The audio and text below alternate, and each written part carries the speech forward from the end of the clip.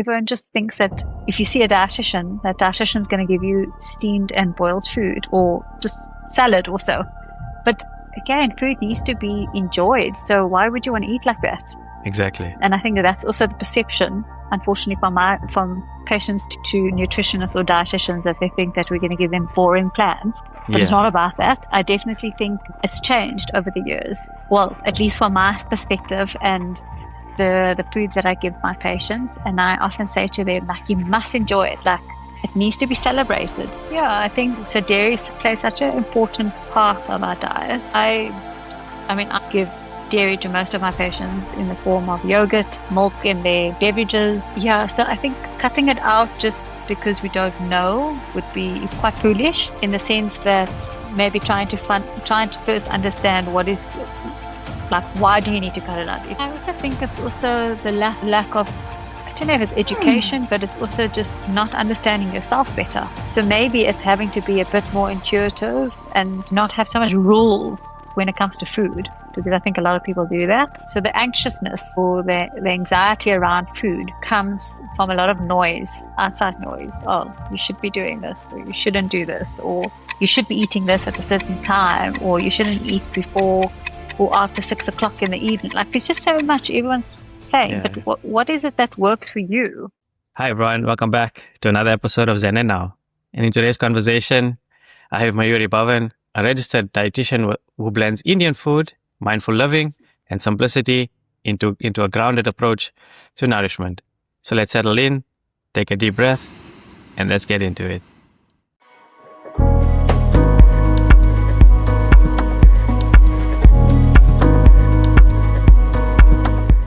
Welcome to the show. Thank you. Thank you for having me. You're welcome. Thank you for taking the time out also to share your journey with us, your personal journey with nutrition and food. I think it's such an important aspect of mindful living nowadays. It's important to also listen to and get perspective back from professionals, trying to make it a better space and just easier for us, for people who don't really understand what nutrition is.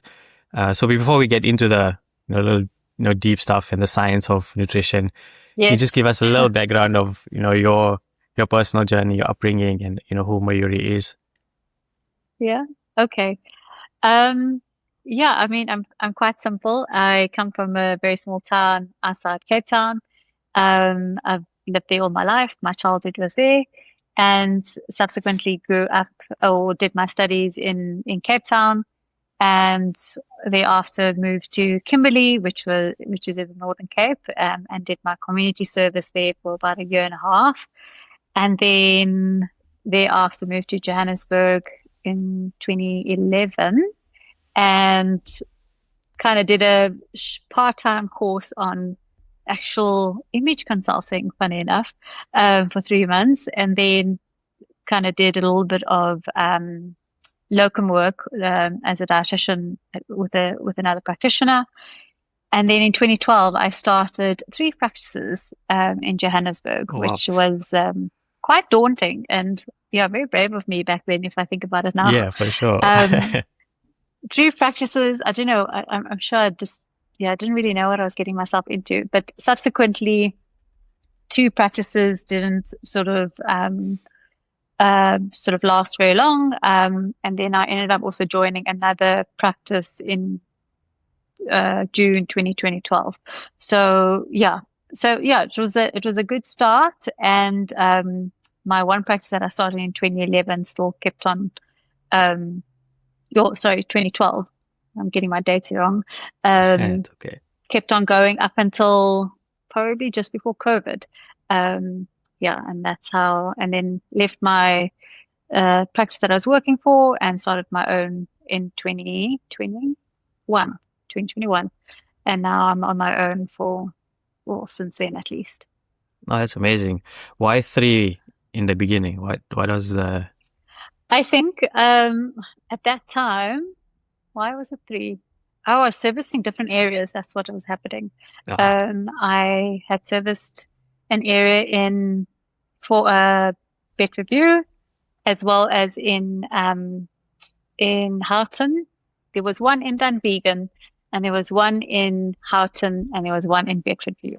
So I started those 3, and then the Dunvegan lasted up until just before COVID started, or when COVID hit at least, and subsequently kind of fizzled in that time. So wow.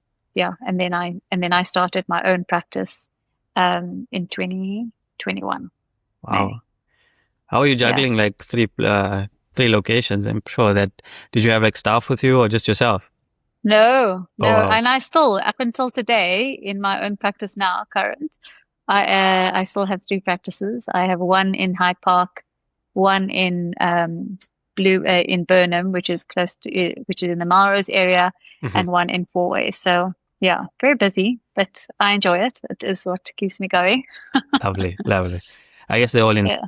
If listeners who don't know South Africa, it's kind of close proximity to each other, and I think it's about not too bad. I would say like 20-30 minutes apart, depending on where you're at. Yeah, geographically, it's more manageable compared to, I think, your first 3 practices. Yes. Yeah, but it seems that I always like to take more work on. I don't know why, but I guess this is my personality. Do you feel like something's missing if you're not engaging or you're not active? I think it's more just I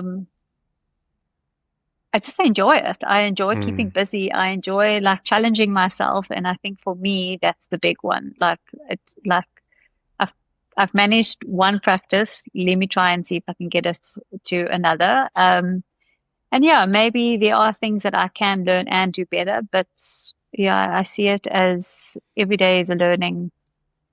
Yeah, you're learning and you're evolving and you're trying to see how you can do things better.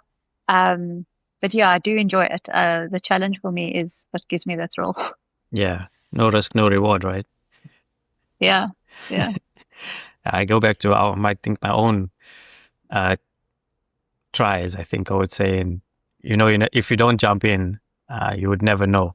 Just take a plunge. It's okay if it doesn't work out, but at least you've tried something new. And that's how life is. You're not going to get everything right all the time. That's just the way it is. Yeah. And I think it's you have nothing to lose. So you might as well try and see where it goes. And if along the way you tweak it, and if it doesn't work, it's okay. You tweak it until you're happy with the outcome, I guess. Yeah. I mean, there's a lot of learnings that go, learnings, things that you can get right, things that this didn't work out for me last time. Let me see if a way I can improve it. And I think that's where also a lot of our food journey also comes to fruition, because we try a lot of different types of food, and sometimes you pick up an allergy from something because in your body something triggers it, and you don't even know it until you actually consume it. Like for me, I used to love my mom's avocado smoothie, or the milkshake. Oh, yeah. She used to make. I used to love that. The very common one with sugar and milk. Yeah. I used to love that. Yeah. And then over time, I became a bit intolerant to it. So now I'm not allergic to it, but it's like an irritation. So I can't really. Yes. So do you think it could be just the overconsumption? I don't know. I don't know what it is. I don't know what. We never had it all the time. It's just sometimes when it was available, I think in season. I don't know, something within me just said, no, sorry, you can't have this. But I would imagine if you do have it again, I guess maybe if you had eaten Avo just in smaller doses, you should be okay. I've tried it. And you still doesn't work. No, it doesn't work. I've tried it a couple of times. I said, okay, let me see if even moving countries, I said, let me try, maybe because of the produce. Nope, sorry. Because we get the ones from Mexico and fine. Yeah. And like, no, sorry. Like, okay. Shit, man. It's fine. You're just missing out on one good healthy fat in your diet, but there's many others to choose from. Exactly. Growing up in Cape Town and then moving to Johannesburg, Cape Town also gets a lot of good produce. And growing up, I know yourself, you told me you're vegetarian. Yes. what difference did you notice, in the two provinces? What was the main difference that you've seen? Okay, the way people in Cape Town, consume, and the way Joburgers consume. Are you speaking more from a professional point of view or just in general? Yeah, your own professional, professional standpoint. Yeah. Yeah. I mean, so I think for me, what I've seen, and I think it is just the way I gravitate. So for me, I gravitate towards fresh produce and fresh food, salads and vegetables. That's what most people were brought up on that. But I see it clearly a little bit more from Western Cape, coming from that side, as opposed to Gauteng. And yeah, I think it's also the availability of the farms within that area. It's just in abundance. And also coming from a background where my parents and my uncles have been in the fruit and veg industry. I only know that. I only know of having good fruit and veg. We would get that every day, and in any point in time, we would have access to good fruit and veg. So, and directly from the farm. So wow. I think our consumption was a lot higher when I was growing up there. And not to say that you're in Johannesburg, we don't, but I think the availability of it was just so readily available. Yeah. Such a difference. Where getting directly from the farm, yeah. Yeah, where in Johannesburg, I think it's still, again, you're getting it through supermarkets, and you're getting it through an auntie, or you're getting it through someone else that has just come from somewhere, especially with Indian vegetables. You don't necessarily get a lot of households growing their own veg. In Johannesburg, where in Cape Town or in Worcester, where I'm from, that was what we know of. That's what we did for most parts. Yeah, because funny enough that you talking about the veg is because my parents had a business in Ceres, and they often, I think they got in contact with a farmer in Ceres, and this farmer actually grows a lot of the bindi, or the okra and guar, and a lot of these other Indian vegetables that you wouldn't necessarily find just out in the shops. So when you're talking about the difference between Johannesburg and Cape Town, again, we would generally get these veggies every second week delivered to our house. So yeah, I think it's just, again, from farm to table concept. Wow. A lot more. Yeah, so you're missing out the middleman of the the packaging and everything. You're getting it straight from the roots. Straight from the farm, and So that's I think amazing. I think that's what I miss. I miss the freshness and the availability of it. Living in a city, sometimes you don't have that luxury, I guess, and you yearn for it when you go down. Yeah. So simple thing, like when we travel anywhere. And we come home, the first thing we have is, khichdi. As oh my God, that's us also. Yeah, that's simple thing. Seems like that's like the standard Gujarati coming home meal. Hey. Yeah, it's like your comfort, your home, so to speak. It's just it's a good like gut realign type of meal. Exactly. I mean, food can also be, like we say, home is home, but food can also be home. That's the way you feel about it. And yourself as a nutrition, what makes you feel? What led you down this path of, to say, hey, I'm going to become a nutrition. This is my path, my life path, and I'm going to help people in this space. Sure. So I think what drew me into this profession was very much the love of food, the science. I think the helping and caring for people. And it's also just, empowering people to understand food better, and how that affects their bodies, and and how they can actually heal themselves with the right types of foods. A lot of people are not, I won't say educated, but it's not something that they are looking at first.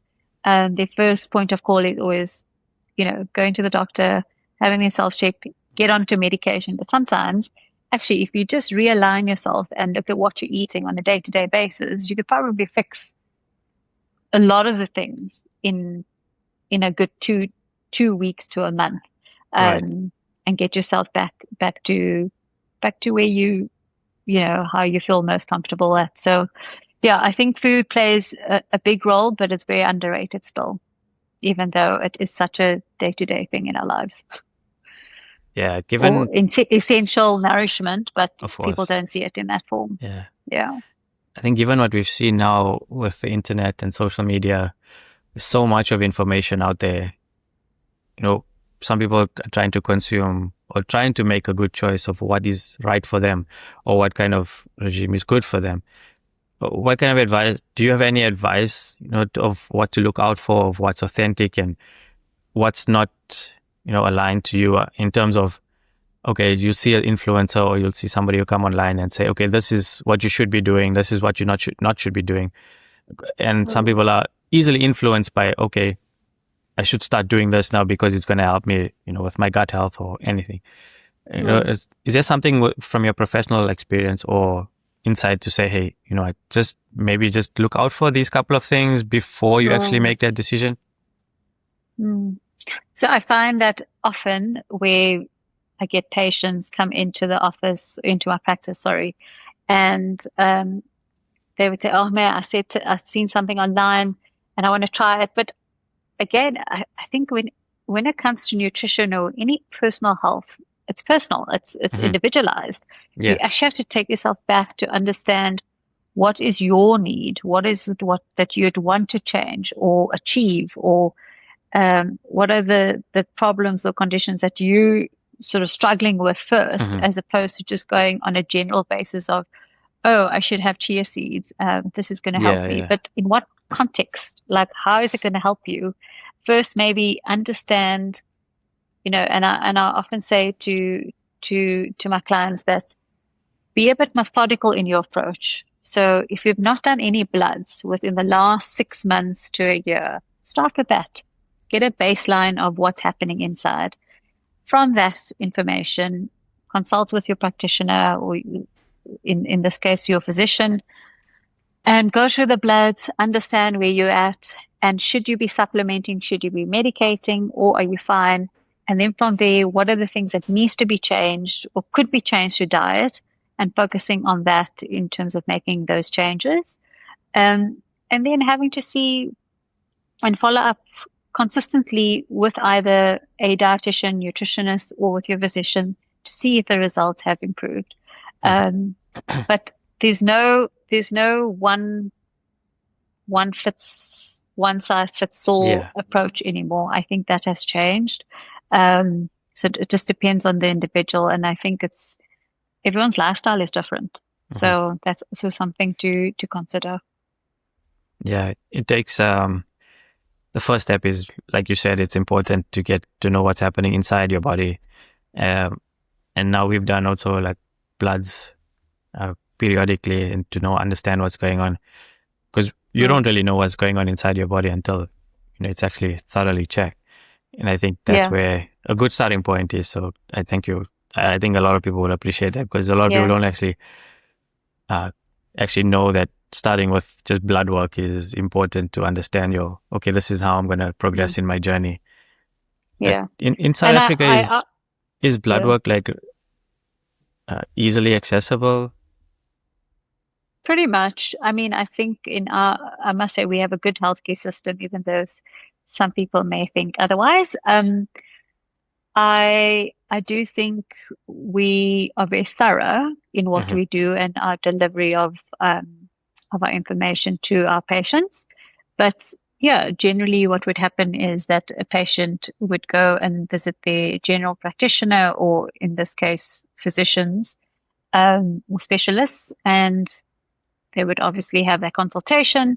And thereafter, the patient would get a blood form that they would do their bloods and then take it from there. So it is easy to access, and most practitioners, like myself, is also accredited with some of the labs, which we then can help patients also test whatever they need to. And I think from my side, when it comes to testing, especially also being vegetarian, a lot of people forget having to look at simple things like, your vitamin D, your iron, your B12. So I think it's also important just to check those profiles or those blood markers to see where you're sitting before just supplementing, because everyone's would be supplementing with vitamin D, but you actually don't even know where your level is. So I think it's important just to understand your baseline. Right. Yeah. Somebody comes to you and they say, May, what is vitamin B12? What is vitamin B? What is vitamin D? Where do I start? Because I think it's over consuming. Like, I mean, it can be consuming, overpowering in terms of knowledge wise. Is that part of your practice as well, to educate and help them understand? Okay, this is what vitamin B12 is, D and C, and this is the simple things where you can start to improve those metrics. Yeah. So normally, what I would always do in a consultation is do a sort of a 24-hour recall of what they're eating on a day-to-day basis, or at least either a few days or just a day. But normally I go a little bit beyond than a day, because I think that it's not a true reflection. And people who know me, or patients who know me, would know that I like pictures. I like for people to take pictures of their food, because it tells a good story of how they're eating and what they're eating and at what time, because there's always a timestamp on a photo. That'll probably be me as well. If I came to you, I'll be like, hey, I enjoy it. I understand pictures. And then from there, you can definitely just, you'd be able to understand from that patient's dietary pattern what nutrients or what foods that they are having and what they're not. And then it's having to say, okay, these are the things that I think that are missing from or micronutrients and macronutrients that I think are missing from your general way of eating. And, should we maybe look at testing this also if they are coming with symptoms of fatigue or inflamed, or just feeling a little bit exhausted and stressed out. Those are the often key signs as well, or key symptoms that we look out for. Okay. Yeah, because it can become overwhelming with all the information to start, especially a food journey, because you know one way of eating. Now you've got to change your whole, well, not change a lot, but it's something now new into your life. And I think some people struggle with change, right? They can't understand, okay, why do I need to do this? Because, okay, but they're there with you for a reason. They've come to you for a reason. Yes, and I think it goes back to your why. Like, why did you book your session with me? Or what is it that you would like to change? Because often they forget their main reason. And it's trying to just go back to that question. And it also doesn't have to be complicated. I think the societal pressures of health these days have made it so much larger than what it should be. But really just, again, going back on a food diary, and it's such an underrated tool, whether it is picture format or whether it's written format. But if you're diarizing what you're eating, you'd be able to understand where the missing gaps are. And then it's having to say, okay, fine, what are the things that do I have to address, or how can I renovate my meals, or how can I elevate my meals better than what it used to be, as opposed to changing a completely different, because this is why sustainability never works. Or most people cannot sustain diets, again, is because it's not part of what they're generally eating, and now they would have to follow a new regime, which is not what they're used to. I think consistency is the key point there. You've got to stay disciplined with it, whether it gets overwhelming, whether it gets tough. You just have to always come back to your why, like you said, and that's what keeps you going. That's what keeps you motivated, because it's easy to give up, or easy to say, hey, no, I can't keep doing this. it's not working for anymore, or because you don't see results that quickly. Because a lot of the time, a lot of people become impatient and they don't really know, okay, this is not just an overnight fix. It's going to take some time to reap rewards. And like myself, I was like that before, and where I would want results really quickly and didn't understand, okay, there's steps, or it takes time to really manifest something that you really want. You have to stick with it, whether it gets tough or not. Just keep going, even if it's in small increments. Show up for that little bit. You are contributing towards your result. And some days it gets really tough and you feel despair, but you always come back to your why. It's such an important element of why we actually live life, is come back to your why. Food wise as well. Okay, everything in what we love. Like most foods, we foodies, like myself, willing to try anything, and some things are okay with you, some things are not, but it's your willingness to try something new. You'll never know until you try. And if it's okay if you say, okay, this is not for me anymore. If you don't like it, cool, no worries, but you've tried. And I think that's what I try and advocate with a lot of my patients is, what's the worst that can happen? You might not like it. Just try it. And also don't get stuck in the way of eating something, how would I say, in a way that, like boiled food. Everyone just thinks that if you see a dietitian, that dietitian's going to give you steamed and boiled food, or just salad also. But again, food needs to be enjoyed. So why would you want to eat like that? Exactly. And I think that's also the perception, unfortunately, from patients to nutritionists or dietitians, that they think that we're going to give them boring plans. But it's not about that. I definitely think it's changed over the years. Well, at least from my perspective and the foods that I give my patients. And I often say to them, like, you must enjoy it. Like, it needs to be celebrated. Food is a celebration. And being Indian, I think that is a true representation of who we are and our culture and the foods that we eat. So why would you want to suppress that just to kind of put yourself into a box of trying to be healthy? Right.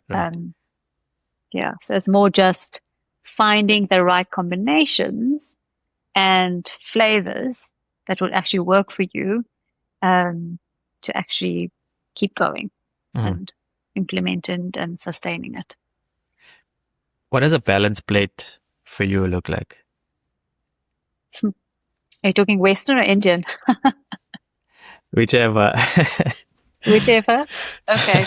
Well, balanced plate, obviously from my side, I'm always looking at vegetables.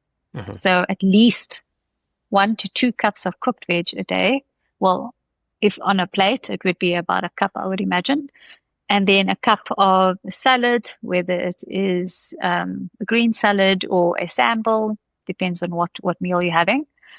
And then looking at a protein source, which I think is always such a struggle for most vegetarian people, and which I'll go back into that now. And then also a high fiber carbohydrate, which again, in our way of eating, specifically Indian eating, has been known to be unhealthy, which is unfortunate.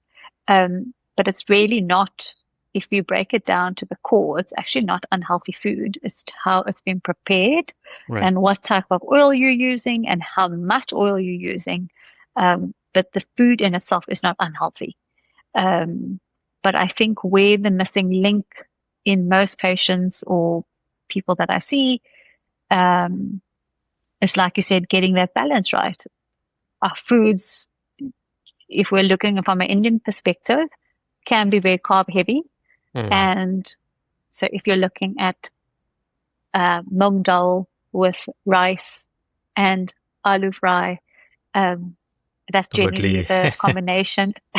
The combination that most people would eat their meal would be very carb heavy. But it's having to say, potato would, yes, still falls under the part of a vegetable, but it is still actually a carbohydrate.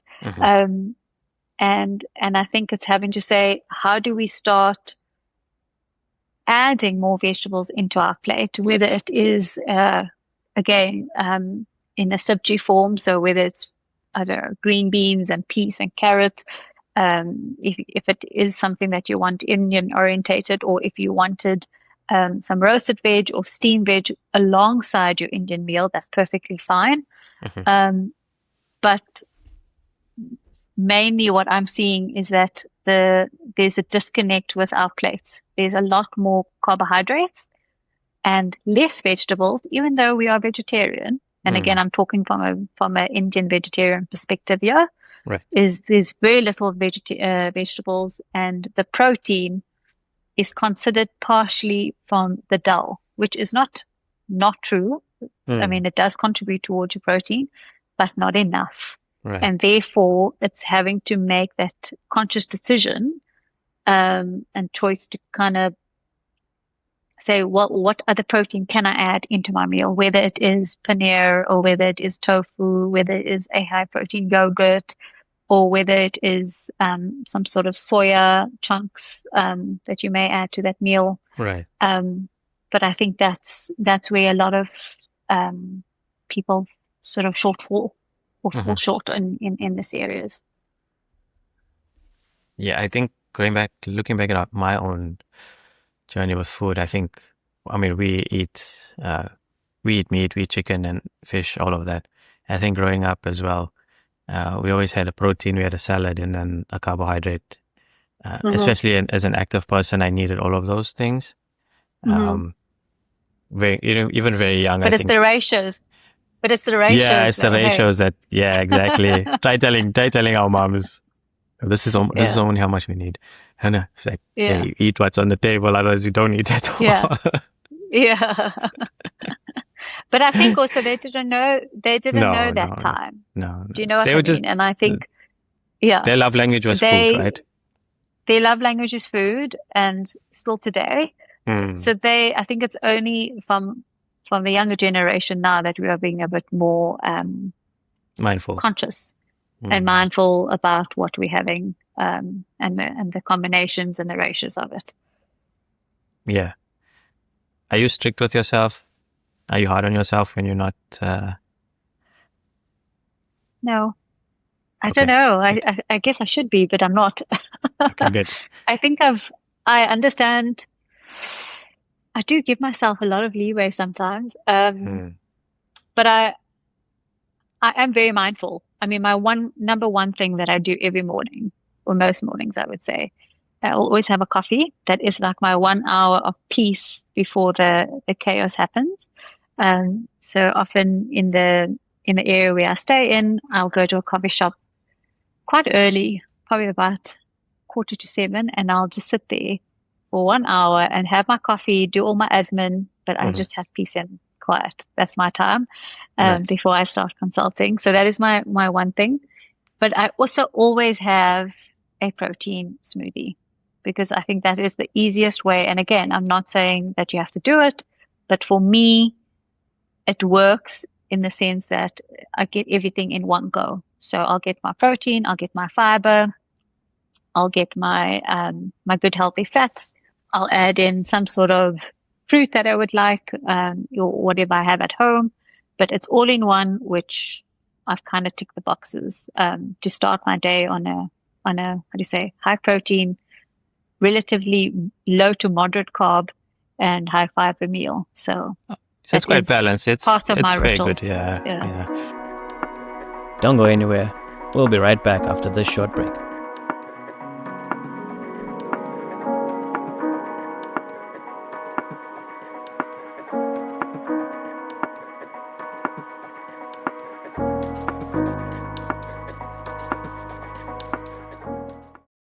Yeah. I think that's why we kind of have these kind of discussions is if somebody's listening to this and they'll be like, okay, I want to start something, and something simple like that could actually trigger them to be, okay, let me start doing something like that, just to put themselves in a good mindset. Because I think growing up in South Africa is just very hustle, very fast. because we all grew up in Lenasia and the outskirts of where we actually had to be. Well, depends on which province you're coming from. Hey. Okay, I'm from a Joburg perspective. Joburg, yes. Cape Town, probably not. Not, yeah. True. Yeah. I mean, growing up from my own experience, I mean, we had to wake up like 5:30, get ready, yes. School was very close, so it's not too bad. We walked to school, so that was good.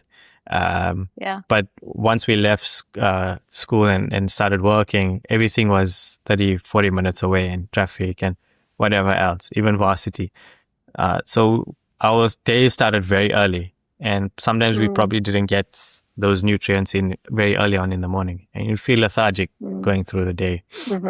So I think what you've introduced now is something very simple, is to take that time out for yourself in the morning, whether it be 20 minutes, 30 minutes, maybe that alone in itself starts your day off on a positive footnote. And the rest of the day, then, it might take a turn in the afternoon or evening, whatever else, but at least you know you've gotten that peace of mind in the beginning to say, okay, I've centered myself and now I can tackle the day. Yeah. I also think you have to try and find a solution for every problem that you have. And that it's very easy actually just to do it if you break it down. So for me, if I'm leaving early and I'm not hungry in the morning and I wanted a smoothie, I wasn't going to make my smoothie early on and then keep it in a jug or keep it in a takeaway container, because it might not taste great. So I bought a portable blender, and that's what I use and I take to work. And I just prep it, and when I need it, I just blend it on the spot, and that's what I'll have. So I think it also just depends on the individual of like how invested are they in themselves and what do they value. So for me, I need the energy throughout the day. So and like you said, or like I said earlier, I am lenient, and there's times where I'm not eating perfectly, but I also know how to regulate myself very quickly. And I guess it's because I know what to do. But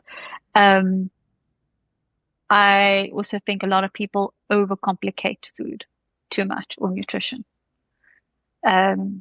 which they don't really need to.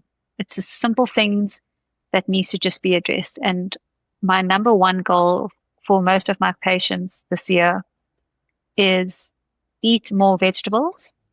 Like, again, we don't eat enough veg at all. So if you think about your meal that's interesting. that you had last night. Okay, maybe the weekend is probably not a great representation of what you normally eat, but I mean, think about our general way of eating. If you're eating dal and roti, it's just dal and roti. There's no veg. You think it's a veg because there's no animal protein in it. You think it's a veg. Yeah. Or you assume. But there's where else are you getting your vegetables or your salad intake? If you're having a sandwich at lunch, you're not even eating anything there. Normally everyone loves a little cheese sandwich or a cheese toasty, as they say. Which again, they're not adding any salad or veg to it. So I think the biggest thing there, what I would urge people to start doing is just be conscious of like how much salad and veg are they having in the day. And then you can start, trickling on the things that needs to be addressed, breaking like the protein, like the quality of the carb, the combinations, the quantity, and all of that. Right. Let's break it down. Yeah. I think also ourselves as well. We're not too strict on ourselves. Everything in moderation. We don't cut out any foods that we don't like, and everything in moderation, because there are times when you are gonna have that craving, and it's okay. You're not gonna we learn to not overconsume. Especially like I love dark chocolate. I prefer it over milk chocolate. So I'll have like after my meal or something, just a little, or like one piece, just to have that neutralization. And then water is like part of my daily now. It's like a non-negotiable throughout the day, and then with coffee as well. I'm like a coffee snob now. Like, if it's not a good cup, I'm like, yeah, okay. It's not, you're leaving it. Yeah. Yeah. You'll have one sip and you'll just chuck it. Hey. Yeah. I was like, okay. Yeah. It's not a great. No, I won't throw it away. We try not to waste anything. Yeah. I will consume it, but next time it's not the place to go to. Try something else. So now we've found actually a nice place on the harborfront, and they have something called an ube latte. So it's ube. So it's like Japanese. Yeah, ube is Japanese. Okay. Yeah. Japanese. Okay. Yes. With an espresso shot. And wow. Yeah, that if you ever get a chance to taste that, that's yeah. So it's a good option. I don't know if so we went to Japan now in September last year, but no, I don't think I've had that. So I probably missed that part also. Yeah. In trying it. So the fad is matcha, right? And we always try and stay ahead of what's the trend. Yes. So hojicha is one of them as well, and ube. And then the next thing is I like to try is mate. That South American. Mate. It's a Peruvian yes drink. Yes. Yeah. Yes. My husband actually loves it. He's obsessed. Okay. Yeah. Obsessed. I think you get ready to drink drinks, but you also get the actual raw tea. Yeah. The raw mate tea. Yeah, the raw, which is also quite nice, but it is quite acquired. Not everyone loves it. Yeah. I think it's what appeals to me is the process of it. It's the way, like same way as coffee is made or tea. It's just how it's prepared. So when we got to Canada, my first job, we had a nice barista type of machine. Yes. And I used to make the coffee with how you see it in the coffee shop. Yes. So you ground your beans, you prepare, you prepare it, you froth and everything. And I kind of fell in love with that process. I think that's what drew me towards that kind of produce. Is the process. Yes. You love that, to see that. And I think that's where we come back to also nutrition, and preparing your meal also is important. So you fall in love with the process of preparing it. And then when you sit down, you've made a nice meal, and then you're also grateful. We say thankful. You're so thankful for that meal. We also say a prayer before we eat now. And it's the whole process. I think it's the entire journey from start to finish that you enjoy. But don't you think it's also how we were brought up? Because when I was thinking about it, in our culture, it's the sourcing of the produce or whatever we're having. Then it's sourcing the ingredients. Then it's the cleaning. Then it's the preparing, and then it's properly storing them. And I mean, if you think about our parents, how they clean our spices for us. Oh yeah. And they and they sift the flowers and they do what they need to do. But it's a whole process. It's not necessarily just buying from the supermarket and you're just taking. So exactly. Yeah. I think that's probably also why you enjoy making coffee, because you also probably have that inherently in you, that you want the raw version or the, how do you say, the unfiltered version. The unfiltered version. Yeah. No, I think my makeup was like that from very young, because being an athlete as well, because you prepare, right? You prepare, you practice, you put into action. So it's that whole preparational process. In your mind, you're already thinking of what I need to do. So for me, it was like mentally preparing, and then physically preparing, and then executing at the same time. So you have that flow. I think that's why I have also now with the podcast flow, I have invitation, introduction, preparation, execution, post, final outcome. Yes. So I think now I'm thinking about that's it. It's ingrained in you. Yeah, it's been my whole life. Yeah. What sports were you into? Or mostly soccer. I used to play cricket quite a lot as well. Any sport that I could get into, I got into. And then slowly then found my likes and dislikes, but I tried everything. I'm an avid athlete. I cycle now. Like I missed the summers here because cycling is something that I do now, and swimming as well. I keep swimming. Yeah. Okay. Yeah, swimming is really, really good, although I need to master that. That's No, as maybe long on as my if you to-do can list for float, you this can year. swim. If you can float, that's how I Yeah, say. If you can float, you can swim. I could That's do it. that. Yeah. I can do the bare minimum there. Oh yeah. And speaking of like Yeah. swimming, we used to get really famished. Oof, like we could after a session. Oh my god! Like Yeah. we needed sustenance because you need to You needed replenish. sustenance, yeah. Yeah. We Yeah. needed to Yeah. replenish. What was your go-to food after? Oh, my mom used to bring a lot of fruits to the swimming pool. Okay. Um, Yeah. and then when we went home, obviously we had our meal. We had a cooked Uh, meal. Yeah. yeah. But Yeah. before that, it was just like replenishing bananas, any fruit that was in Probably the home, some nuts and nuts, and yeah. and then Yeah. obviously our energy aids and things like that because you Oh, fine. replenish electrolytes, things Yeah, like you that. need a quick Quick glucose boost. Yeah. So that I think, speaking to you about it now makes me think, okay, this was part of my makeup for quite a long time. But it's good. They often say you should be also looking at like a chocolate milk. So the milk with the carbs and the protein combination, and Calcium, obviously but more from the energy point of protein. view and repair. Chocolate milk might be a good option also. Yeah. I also reached out to a nutritionist before, and she mentioned like just a glass of milk as well is good for you as well. I think growing up, I think, oh my God, I used to drink like a glass of milk, like it was nothing. Yeah. No, it is. I mean, I would actually. I haven't done that in such a long time. Just had a glass of plain milk because I think, most of the time, everything on social media and some sort of influencer is scaring you that dairy is not good for you and you shouldn't have this and that. I mean, speaking of dairy, a lot of people now also are consuming oat milk, almond milk, all the different varieties of milk. Yes, I know some people are lactose intolerant, so they also need a substitute. But for somebody who isn't and is afraid that what they saw on social media about milk, do you have any advice for them to like just understand what dairy is? Yeah, I think so. Dairy is it plays such an important part of our diet.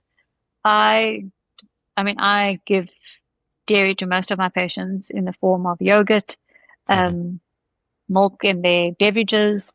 So I think cutting it out just because we don't know would be quite foolish.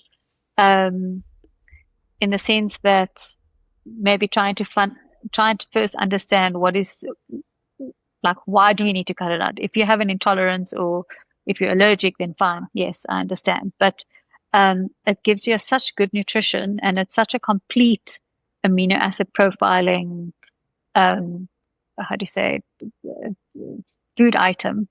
I wouldn't want anyone just to cut it out because they've just seen some influencers say that you shouldn't be having it. So for me, like a good high quality or high protein yogurt is such a good option for most of my Indian patients. And then also, like you said, like now with you, if you are training, like having a glass of milk is a good option for you just to repair. So, I mean, if you had to compare that to almond milk, you wouldn't nearly get the same amount of nutrients, unfortunately. But almond milk in the same breath has different properties or different benefits. So for a patient or person that has, for example, that's trying to cut their calories and they're trying to just keep the calories a bit lower, that could be a good alternative. Or if their sugars are high in the morning and they're wanting a smoothie and instead of using milk and fruit, maybe cut back on the milk and rather have the almond milk. So again, I think each item has its pros and cons. Yeah, masala tea wouldn't go well with almond milk, and you have to have that. Yeah, even if it's in small doses. Yeah, I think a non-negotiable in most Indian households is that masala tea in the morning. It's like you're welcome to the day. Yeah, it's your start. Yeah. Do you have that often every day, or no, not every day? Or but I do make on the weekends. I do make it because I'm in the office or I go to the studio 4 times a week. Okay. But generally, on the weekend, I'll make myself a nice masala tea. Thankfully, we got the spice from South Africa, so you have it. Yeah. I learned to make it. I love it. it, and my mom or Yes. my wife used to make. So I like one day, like, okay, let me try and make it myself. And yeah, now I'm like, okay. That is, I've realized. So funny enough, also I will also ask my mum for the tea spice. I've not made it myself, although it's not that difficult. It's just again getting the ratios, the right ratios right. But small things like this, I mean, having to gift someone a good Indian tea masala mix as a gift, I think it's so nice. Like, I would love that. Someone who has not tasted it before or is interested in having it, again, it has such good properties as well. But having to just put it in a pretty jar and gifting that as a gift instead of a box of chocolates, I would find a lot more appealing. Yeah. I think, you're right. Home industry goods for me is a win. Yeah. Are you when you go to your mom's house, do you walk out with a bag of goodies? Yeah. Okay. I mean, I wouldn't be Indian if I didn't, eh? I mean, I need a cooler bag to come home with. Yeah. I saw this one post on Instagram, man, and this lady posted 40-year-old, leaving your parents' home. And she's got like a whole lot of stuff. And then the mom still asks, are you sure you don't want this? Are you sure you don't want that? Yeah. That's me through and through. Okay. That's every time I go home, we're getting something, which I'm very blessed. I'm very, very grateful. Yeah. It takes time. Those things take time also to prepare. Yeah, it's not easy to prepare the masalas and the spices and whatever else, the frozen stuff that you need as well. And it takes time. Yes. And we're grateful that our parents that did that for us back in the day. You say thank you for that. There's definitely also an opportunity for any listeners that are wanting to start a business. Oh yeah, I mean the rotli business, the samosa business. Yes. Maybe they should start doing the frozen masala. It's funny, when we came down to South Africa in December, met up with a friend, and my mom-in-law, she makes rotlis as a business, and she sells. Oh, fine. Okay. So, and there's another lady that makes. I should get her contact. Yeah, I'll send it to you for sure. Yeah. It's called Mars Rotlis. It's very good. Okay. I'll send you her details for sure. Yeah, please do. I will. And there's another lady who makes samosas, and another lady made papad. Yeah. So he made a joke. He's like the Indian cartel. He's like, I get my rotli fix from there. I get my fix from there. Yes. So like you said it. So I think people are doing that now. They're making, they're using the opportunity to, because a lot of us don't have the time, right? Especially in the current space and current world, we don't have the time to prepare those things. You're working like whole day and exactly. It is definitely a labor of love. Hey? Mm-hmm. Yeah. For sure. All the food that we eat. They do it because they love it, and that's what keeps them full. They keep their love language full. And I mean, they're not probably getting it from all aspects of the languages, but that's their way of saying, hey, this is my way of loving you. And we forget that sometimes, and we just think, they're just cooking for the sake of it. Yeah. No, that's definitely they know how to keep their kids happy and healthy. Yeah. When you're out of balance and you're feeling a bit anxious, or something isn't going right for you, how do you regulate yourself? How do you bring yourself back to center? Any practices that you do, like besides from nourishment, like is there any other practices that you incorporate into your daily life or life that you say, hey, I need to come back to me now? I think for me personally, I'd normally come home and just shower. I have a good shower. It sounds really funny, but I feel like when you're showering, you're kind of just getting that energy's out. Mm-hmm. but also just having a good walk outside, having to be out in nature. Fortunately, I live in an area where there's a park very close. And yeah, I think it's also for me, music is a good regulating.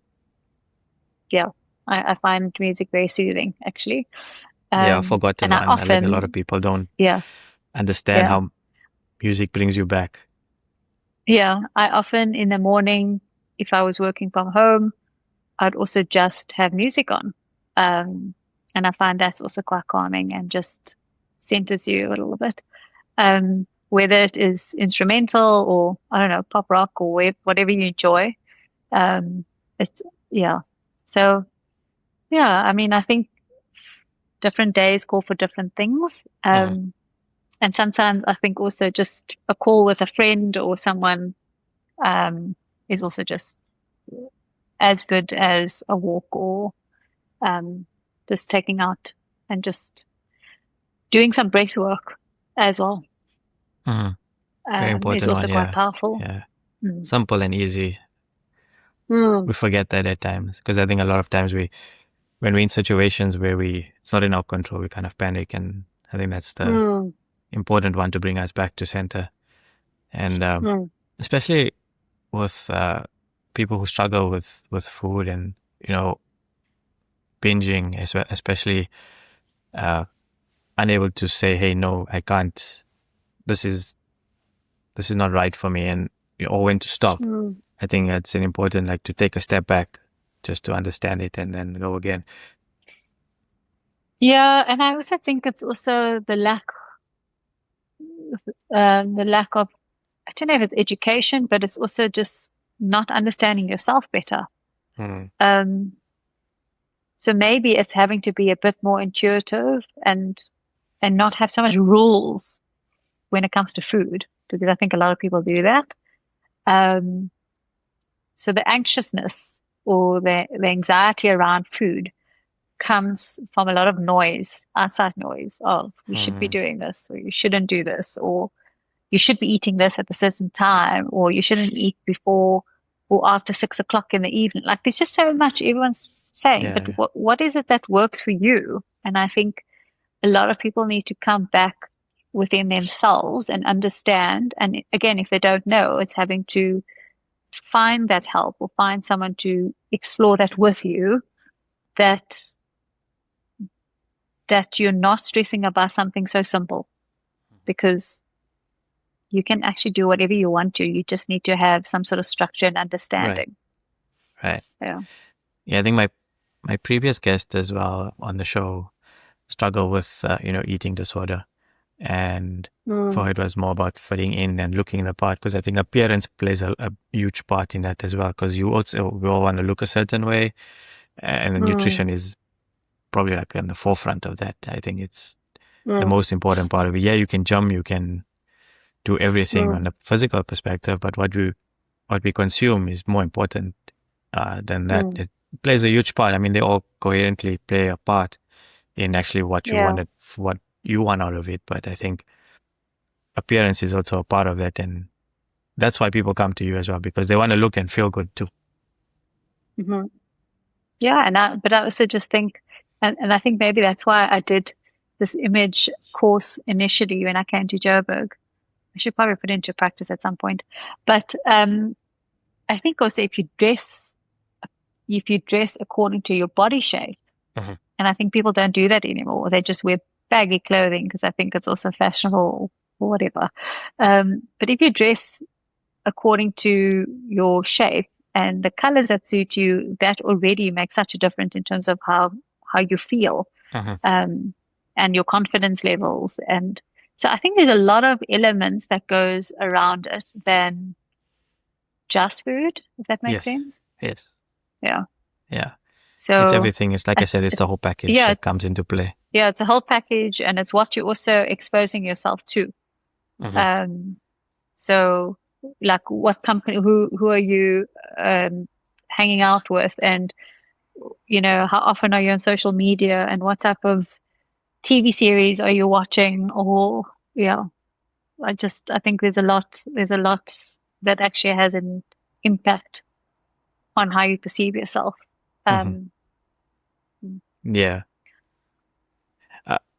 You're going back to, your education. Just the last thing I want to touch on before you're quite accomplished in your field. And, what was the drive to actually get yourself, educated and also updated? How do you keep yourself updated with the latest trends? Yeah, I mean, I think I'm always still learning, and I have a lot still to learn by my colleagues and by other healthcare practitioners. So it's always exciting. And it's good to learn. It's good to learn new things and learn from others. I think we don't know everything, and that's also okay. But for me, in my line of industry or my profession, we have CPD events where we attend certain meetings, where we listen to other practitioners talk about certain topics, and obviously a lot of articles that we read. We get updated by products out in the market. Having to just also speak to other healthcare practitioners and not necessarily only dietitians, but you learn from them. And for me, I think I do have a curious nature. And yeah, it's something that I do enjoy. And when I was trying to prepare for the podcast, one of the questions was how would you describe yourself? And I think I'm just very curious and creative. And that is something that I would like to achieve this year, is to be a bit more creative in my space. Because there's a lot of things that I'd love to do, and I think I just need to execute it now. So, yeah, it is something that I'm itching to do. Amazing. The drive is there. You can see it. Yeah, the drive is there. And I think also if it in first gear and go. I don't know who I would be. Do you know what I mean? I only know May as the girl that likes to hustle and likes to bring more drama onto her plate, but she'll figure it out and she'll carry on. Slow down too. Don't be too fast. I should. I know. I should slow down. I should. That is one of my things for this year also. Take it a bit easy, but still push. Yeah, you find a balance in a good way. I think last year we pushed so hard that, because to get things off the ground, you kind of like invested in it. So you keep pushing, you keep hustling, but we also forgot and you also need to take a step back and taper down, because you can reach that point where everything goes sideways. And then you kind of have to take a break and recoup, because then, but you also don't want to be in that space all the time. It's not sustainable. And so this year we said to ourselves, okay, everything in moderation. Yes, we will still continue to push and do whatever we need to do. But if we feel that we're getting too far ahead of ourselves, and like you said, somebody just to keep you accountable and in check is important, because doing it alone is very challenging. It's very difficult. I often have, I consult actually to a coach as well. And she keeps me in check. So I think it's always important to have someone in your corner. Yeah. So often people think that, I do everything by myself. I have people with me, doing stuff. So I think you do need that accountability when it comes to furthering yourself, but also things that if you don't necessarily know, you seek help and you ask other professionals to help you along the way. Yeah, coaches need coaches too. Yeah, coaches need coaches.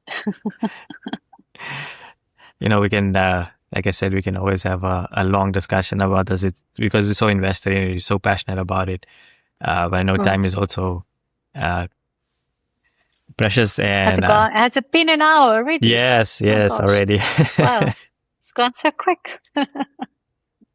Like I said, we can chat about wellness and nutrition, and our past experiences, for eons. But, just winding down the podcast now, what's next for May? And I know you've already explained what's the future to hold, but anything else that you'd like to add to that? Yeah, I think for me, I think the number one goal for me is always to be present with my patients. And yes, as much as I'm always on the go, and even if I'm not necessarily talking to them, I often think about certain clients, and this is where my goal this year, or I won't say my goal, but my priority this year is to just drop them a message. Just say, hi, how are you? And not be silent about thinking of them, but actually just reaching out and say, hi, I thought about you. I hope you're well. And, just to be present with them, even if I've not seen them in so long. For me, that it's still trying to keep those connections, with them, and that they feel valued. So that for me is a big one, especially in my practice. And then also to see where I get with a cookbook. That is something that I would really love to do. Awesome. And I've been dabbling with this idea with my mum for a long time, and I think it's about time. So yeah, I'm quite keen to bring something out, or work on something at least this year. I don't think it will be finished this year, but definitely start. No, amazing. Yeah, like we said, we have to start somewhere, and once you start, then it's snowball effect. The momentum gets going, and then before you know it, you'll be like, oh, I'm publishing. Yeah. That is one of my amongst other things, but yeah, I think I would need a lot more people to help me with my other adventures. No, I have no doubt that you'll do that, and I wish you all the success in whatever comes out of it. Thank you. And Thank you. If somebody is listening and they want to get in touch with you, how can they do that? So they can visit my website, maydietitian.com, or they can follow me on Instagram under Indian Dietitian, and drop me a DM or pop me an email via the website, and I'll get in touch.